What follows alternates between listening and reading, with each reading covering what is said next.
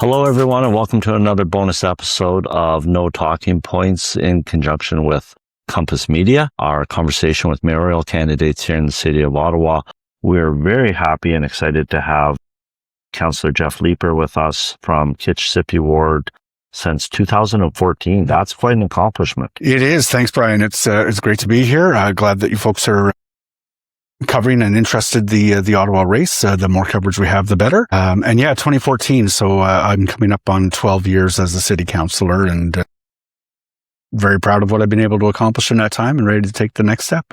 Tell us a little bit about yourself. What got you into politics in the first place, and what's driving you to want to pursue the next level? Yeah, good question. So I was part of my community association for about 17 years before I got elected. My wife and I moved into the Wellington Village and Hintonburg area. We got involved in the community association, all kinds of issues around, a lot of development happening in our ward, well ahead of where the rest of the city was. And then I got into organizing events. We've got some great venues, some great places to hold events in Hintonburg. So I created the Hintonburg 5K, and there was a dog movie night, which was a movie night for dogs, the Hintonburg ball hockey tournament. So I just became very, very active in the community. In 2014, a lot of us felt that we needed a change in representation at City Hall. I put my name forward, and I've been there ever since. Well, congratulations. What would you have done differently in the last 4 years if you were mayor? So there are a number of ways in which I believe that the city is really on the wrong track right now. And I am running for mayor because there is only so much that I can do from one councillor's seat. I take a look at some of the decisions we've taken this term around continuing to support the Taywin development, which is a big new, essentially, village, if you will, that's going to be built in the southeast part of town. I wouldn't have supported return to office the way the Sutcliffe has. The Lansdowne decision, I think, is bad for taxpayers, and it is making it more difficult for us to be financially responsible. Those are some of the key decisions where I do believe that we're on the wrong track. And as mayor, I would have made different decisions and hopefully gotten us on the right track. I do note Lansdowne is something that we have, as you know, we've been tracking monthly different issues in the city of Ottawa with residents. We're getting to the point on our fourth month now, so you're getting a bit of a base. It surprises me the level of uneasiness with the electorate, it seems, with Lansdowne, like across demographics, across the city. Like you would think maybe in the glebe it's more popular, but it seems to be pretty across the board. People have concerns with it. I know you were one of the councillors that voted against it. What were your biggest reasons for it? What are your biggest concerns with it? Yeah, so with all the priorities that Ottawa has right now, and I think we are facing a $10.8 billion deficit in our infrastructure spending, putting $400 million towards Lansdowne Park seems like a reckless use of taxpayer dollars. It doesn't serve the residents of Ottawa well. I remember in Lansdowne 1.0, you could sort of sense a bit of a geographic divide in how people felt about Lansdowne. Certainly there were a lot of folks in the glebe who were very opposed to it. But I think generally across Ottawa, there's this feeling that, if that's what we need to do in order to bring back football to town, we want football back in town. And I fully understand that. I'm a longtime Rough Rider and Red Blacks fan. But in this 2.0 discussion, it feels very different. I think residents are concerned about what they saw in terms of the strength of opposition against Lansdowne, and particularly that it wasn't listened to. I think there was a loss of trust right across Ottawa that with all of this outpouring of opposition to Lansdowne 2.0, understanding that it's really serving a small insider circle of people in this city who are associated with, like Ottawa Sports and Entertainment Group and the big development companies, that wasn't listened to. I think people felt railroaded, and the resentment against it has persisted since that vote, and I imagine is going to persist right through until October 26th.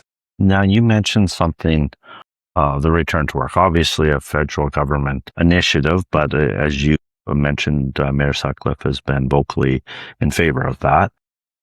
You've taken a different approach to that. Can you talk to us about it and some of your concerns about like, how exactly are we going to get all these people back to the office? I mean, the federal government is in 2024 started removing some of its portfolio of buildings as well, right?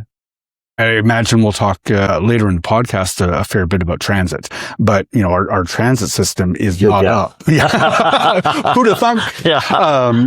But our transit system, as I'm sure we'll talk about, is not up to getting many thousands more people to work 4 and 5 days a week. And it's not. I think there was a really important vote that we took. It might have been around this time last year when the city of Ottawa decided to order its employees back into the office. And I brought a motion to counter that, to override the city manager's decision on that. That vote failed, unfortunately. But I think that was symbolic of where various different folks, including Sutcliffe, fall on the issue of return to office. I'm very concerned about the congestion that we're likely to see. I drive all around the city, of course, as I'm campaigning. My wife is all around the city. I read the social media. I read the Reddit threads. The congestion in the city is just getting worse and worse and worse. And it seems counterintuitive to me that we would add even more traffic onto the roads in the face of that. The quality of life issues are huge for people. So I hear from, during that vote on return to office for the city, I heard from city employees who were talking to me about the ability to work from home, making it so much easier to just do all the things you need to do in your household. Childcare was a really big one. So many people across the city have found getting their kids to and from childcare is just a lot easier, a lot less stressful. It's giving them time back in their day when they can work from home, rather than trying to get onto a bus that might not come in order to try to get home in time to pick up your kid from daycare, an easy trip from your house. And I think the third thing that we haven't talked enough about in the city is what work from home has meant for some of the local economies around the city. I was meeting a colleague, an MPP out in Orleans, and we were at one of the restaurants in a strip mall. And Tuesday afternoon, the restaurant was busy. The people who were there were clearly colleagues. They probably lived in the same neighborhood. They said, hey, let's go to lunch, right? Just as you might do downtown. And those restaurants and those shops and those services in areas like Orleans or in Canada or in Barrhaven are busier. It's not that the money's not being spent. I know there's a lot of concern expressed about the loss of revenue to downtown businesses. That revenue hasn't disappeared. People are spending it in their own neighborhoods. And I think that is something our official plan speaks to. That's something the city council wants to see, is more dynamic neighborhoods. So I have a lot of reasons to be against return to office. If it had been up to me, I would have been much more, certainly I would have loved to have won that vote to rescind the city manager's order. But I would like to be more vocal on the federal government's decision. I've said what I can from my councillor seat. I hope as mayor I have a more powerful voice. And as mayor, do you think you have more input into things like that? Input maybe the wrong way. No, influence, and I do believe that. The mayor of Ottawa is an influential person in the decisions that the federal government is making. I think it's important that the mayor use their voice on behalf of Ottawa residents. And I believe, I see how members of parliament, like, for example, Yasser Naqvi, I see how tuned in he is to what council is saying, to what the mayor is saying. Right across the city, our members of parliament have great relationships with city council and collaborative relationships. And I can't help but think that if we had been vocal against return to office, that would have made a difference in terms of the government's timeline for ordering return to office to begin with. Well, very topical, as round 4 has just started this week. So we're going to see if some of that congestion you're talking about is going to get there. But even without the return to work, I can tell you, even coaching Little League, when you're in the south end of Ottawa, and you've got a game in Nepean at 6:00, the first thing you do when you see it is reschedule it to the weekend. Right. It's almost impossible to get there in time. How do you deal with the congestion that's already there in the city and the traffic patterns that are in place and seem to be frustrating people? They certainly are frustrating people.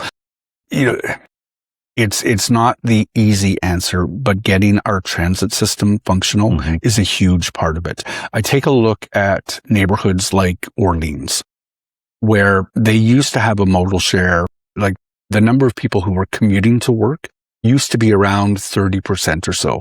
That has plummeted. That's thousands and thousands of people who today are driving. Right. Yeah. And congestion is a function of volume. The more cars you have, the more congestion you have. If we can get more riders back onto transit, that is probably the most significant difference that we can make to congestion. There's a number of ways in which we can try to accomplish that. There's a number of things that need to be done to make our transit system more attractive, but that's the hard work that we need to do of addressing congestion. Not making decisions like supporting return to office would be a big part of that as well. How do we get transit working? How do we get people so that they're comfortable in the reliability of transit in the city? Yeah, so we need a better track record of LRT reliability, particularly in order to convince people to get back on that train. And that is going to come. Yeah. I'm trying to be very fair with respect to transit, and the LRT is on a path to getting fixed, and that will get fixed.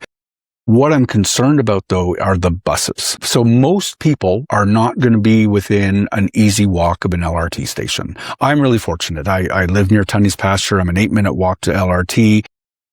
And I can walk there. But if you get much further away from where I am in Kitchissippi Ward, you're going to need to take a bus to get to the LRT. Those buses need to be frequent. They need to be reliable. They need to be on time. They need to be convenient.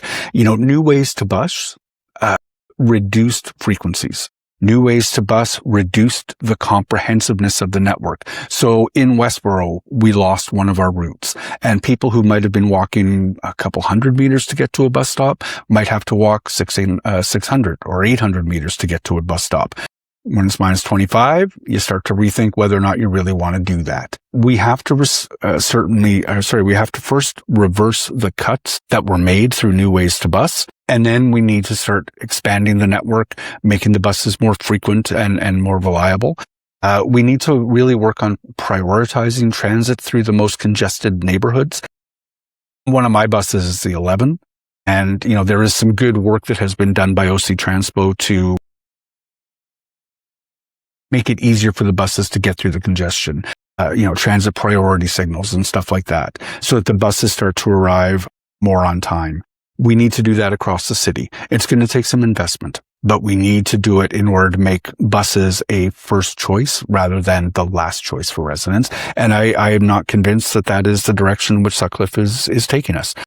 I'm hoping as mayor, working with city council and being collaborative on that, to take us in a direction, get some transit that works. Now, you mentioned in your platform the new ways to bus policy changes. For those that aren't as familiar, can you explain when and what happened? Yeah, so new ways to bus was, and I think I was fairly clear with residents from the time they first proposed it, it was largely a series of cuts to our transit service. As the Auditor General recently said, it was done to accomplish a bafflingly small savings, around $10 million in the overall city budget is a tiny amount of money. But, in order to accomplish cost savings, in order to ensure that we had enough buses to deliver the service, we cut routes, we cut frequency. Something like the 11 in my neighborhood, for instance, which is a great way to get from Westboro to Hinsonburg to Centertown, just hop off and on the bus. It runs half an hour now, every half hour on the weekend. Yeah. Right. That makes it difficult sometimes to choose to use transit. We need to reverse those cuts. We need to restore routes that were lost. We need to restore frequency where that was lost. Excellent. Canada Day flooding. Yeah. We just had, unfortunately during Canada Day, this massive flooding and this massive storm that happened. Yep. How do we stop something like this from happening to people? How do we better prepare the city? So today I want to be careful not to pretend that I have the answers. Councillors like Councillor Johnson and Councillor Kavanaugh, Councillor Devine, their wards were really hard hit. Those residents today are stressed out. They're facing financial hardship. And, first I just want to acknowledge what's going on there. It is probably too soon for us to say, here is the solution. I was driving between Canada Day events and got routed around the Queensway closure. So for a while, there was too much water flowing into the Queensway. They closed the westbound lanes. So they routed us around it. I was at Greenbank and Baseline, and it looked like a disaster zone. The road was flooded. Yeah. There were tree branches all over the residential neighborhoods. The residents were obviously extremely concerned.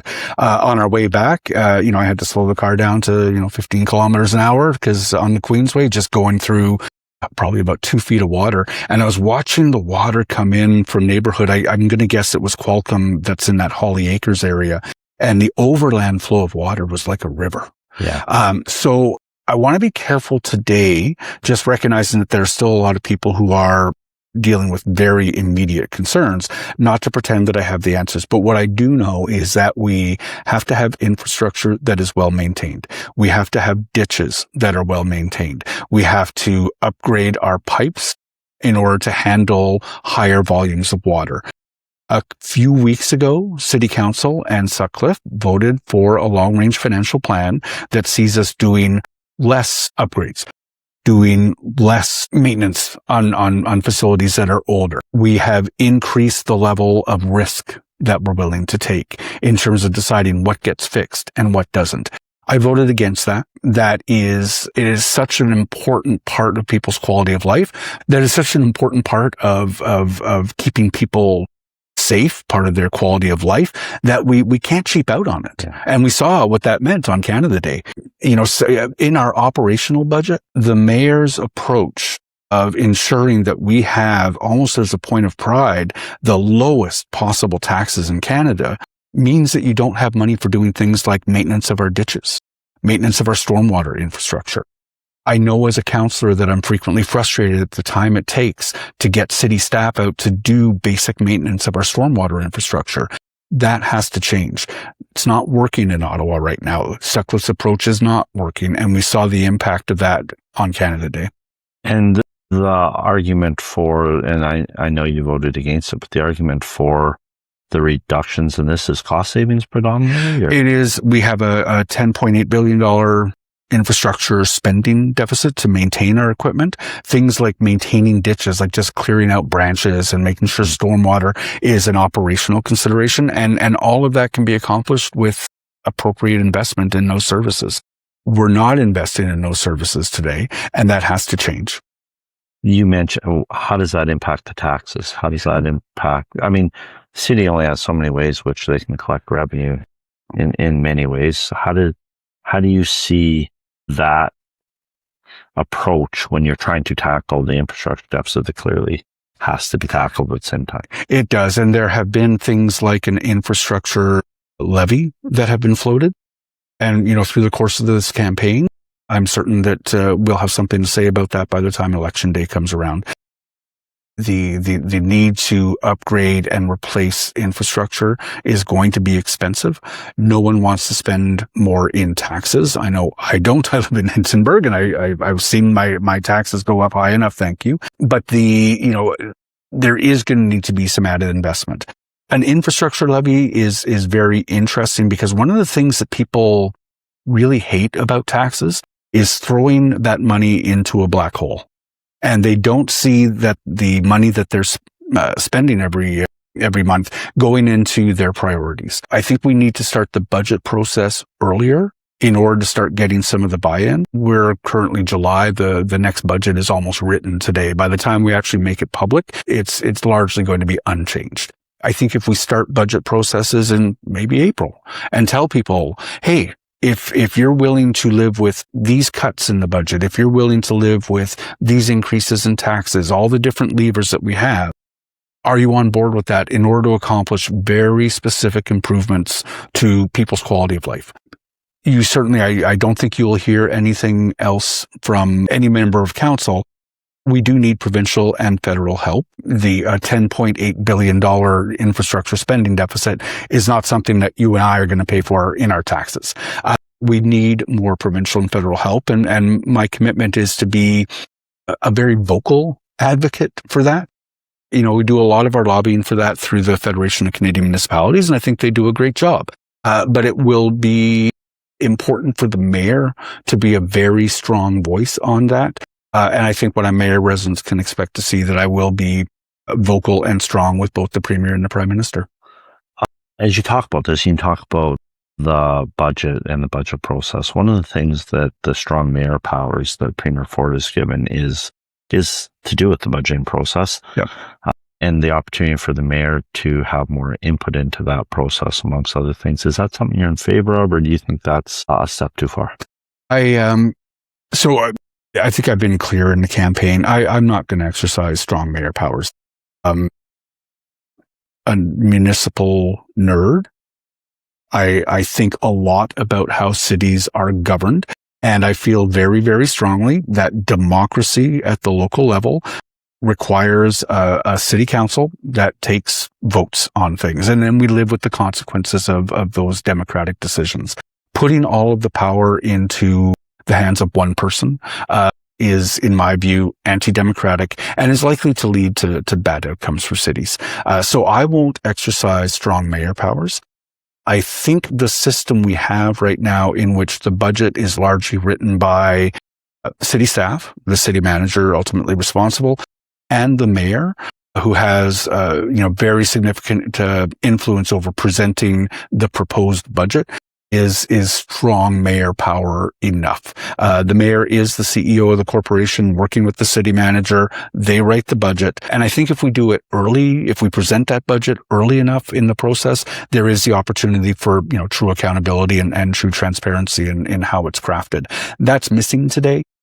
The budget comes out in November. Yeah. After city council has said, we don't know how much we need, but here's the tax cap. Right? That's something I've voted against every year for the past 12 years.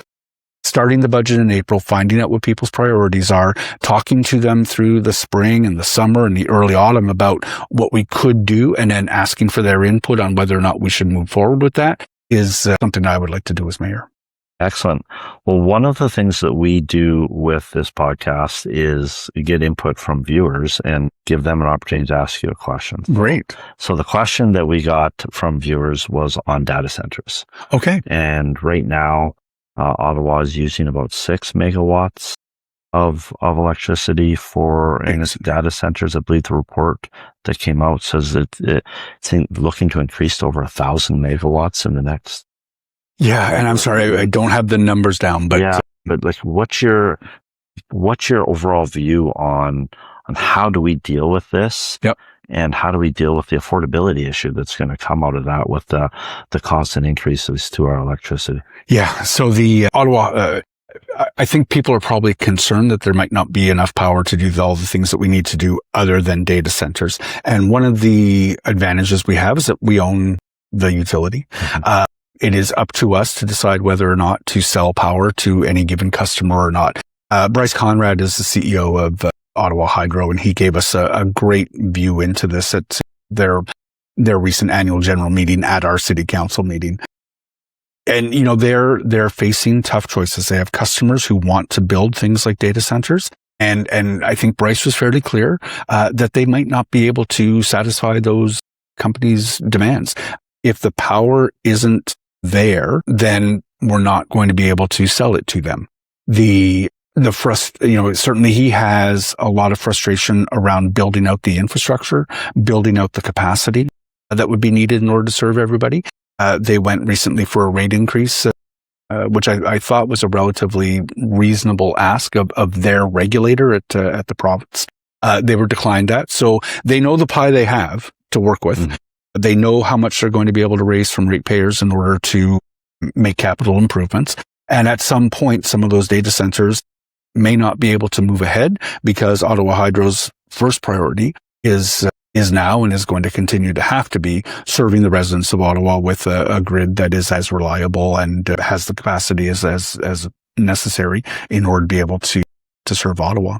Certainly the challenges of councillor and a mayor of the city the size of Ottawa are vast, and I'm impressed with your knowledge of so many of these different aspects. My last question for you before I give you the floor is, on the police services. Okay. We saw recently the video from the police chief that got leaked about the usage of data and these kind of things, and maybe the culture at the police services in the city of Ottawa. What's your reaction to this? How do we fix this? How do we work with the police chief on this? Yeah, the residents of Ottawa from whom I heard on that issue are disgusted with the behavior of those officers. I was pleased to hear Chief Stubbs address it in the fashion that he did. I think I would love for him to be more forceful on that. The city council and the mayor, of course, don't direct police. It can be very frustrating. I've sat on the police services board, and I have a good understanding of where those separation of powers are. I think one of the things that I would want to do as mayor is take my seat on the police services board. Neither Mayor Watson nor Sutcliffe have taken their seats. I think Sutcliffe was on for a while, but I don't think he sits on the board right now. It is important for the mayor, who has that citywide mandate, to be able to, in that very public forum, look the chief in the eye and communicate the expectations that Ottawa residents have about how Ottawa police are going to behave. Fantastic that Chief Stubbs, who I was pleased to be part of the hiring panel for him.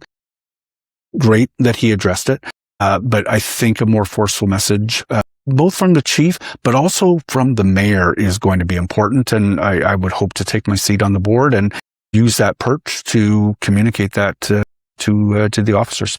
Excellent. Well, we really appreciate you coming in here, talking to our listeners and viewers. Is there anything any last message you want to make sure you get out there? Yeah, I think I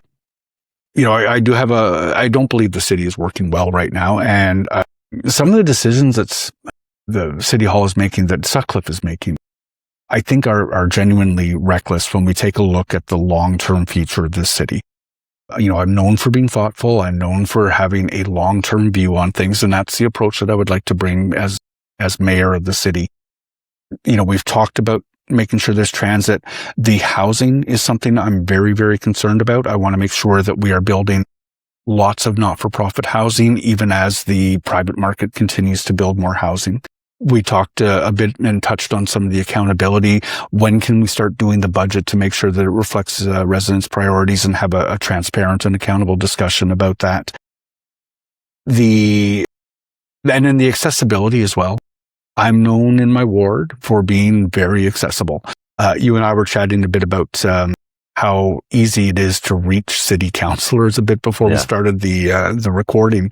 And that is certainly something that I want to make sure that I'm bringing to my seat as mayor. Right now, I feel as though the mayor is working on behalf of a very small number of insiders. I want to make sure that the mayor, me, is working on behalf of just ordinary residents, and that the residents of Ottawa have lost that trust that is on whose behalf the mayor is working. So I'd like to restore that. And I think my track record in Kitchissippi Ward over the last 12 years has been of being very accessible, very present in the community. And I'll bring that to the corner office. Excellent. Well, thank you very much for coming out. Appreciate your time, and best of luck in the fall. Thank you very much. I enjoyed this.